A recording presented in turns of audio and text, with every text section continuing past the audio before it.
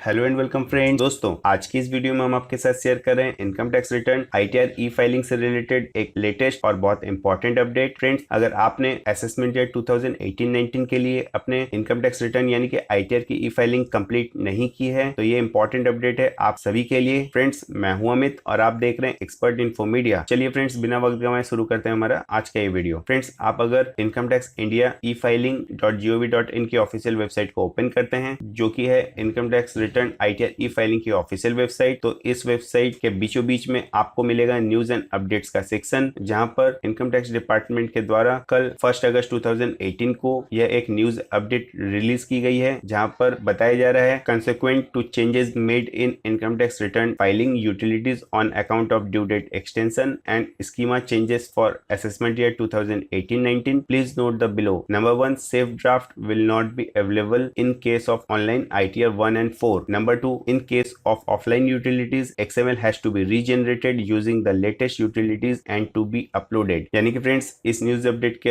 अंतर्गत बताया जा रहा है अभी जो इनकम टैक्स रिटर्न ITR ई फाइलिंग से रिलेटेड जो ड्यू डेट का एक्सटेंशन किया गया है और जो इनकम टैक्स रिटर्न से रिलेटेड स्कीम्स में चेंजेस हुए हैं असेसमेंट ईयर 2018-19 के लिए, उसमें ये दो अपडेट्स किए गए हैं। यहाँ पर पहला जो अपडेट है उसमें बताया जा रहा है आप अगर अपने इनकम टैक्स अकाउंट में लॉगिन होने के बाद असेसमेंट ईयर 2018-19 के लिए ITR 1 और ITR 4 को ऑनलाइन प्रिपेयर किए होंगे तो उससे रिलेटेड सेफ ड्राफ्ट अवेलेबल नहीं होगा। अगर फ्रेंड्स मैं इसे थोड़ा सा इलेबोरेट करूं तो यहाँ पर बताया जा रहा है कि आप अगर इनकम टैक्स अकाउंट में लॉगिन होने के बाद अपने इनकम टैक्स रिटर्न ITR 1 और 4 को ऑनलाइन प्रिपेयर कर रहे होंगे, लेकिन आपने 31 जुलाई 2018 तक ITR 1 और 4 को ऑनलाइन प्रिपेयर करने के बाद उसे फाइल नहीं किया होगा और उसे ड्राफ्ट मोड में सेव कर दिया होगा, वह सेव ड्राफ्ट अब ITR 1 और 4 से रिलेटेड आपके लिए अवेलेबल नहीं होगा। फ्रेंड्स, जो सेकंड अपडेट है उसमें बताया गया है कि आप अगर अपने इनकम टैक्स रिटर्न ITR को 31 जुलाई 2018 तक ऑफलाइन यूटिलिटीज में प्रिपेयर किए होंगे, लेकिन आपने उनकी ई फाइलिंग को कंप्लीट नहीं किया है, तो उन सभी पुरानी ऑफलाइन यूटिलिटीज जो कि जावा और XML की यूटिलिटीज होंगी, उनसे जनरेटेड XML फाइल को आप अगर अभी करंट में अपलोड करने की चेष्टा करेंगे तो आपका इनकम टैक्स रिटर्न फाइल नहीं होगा। इसलिए आपको अपने ITR 1 to ITR 7 जो भी आपके लिए एप्लीकेबल हो उससे रिलेटेड आपको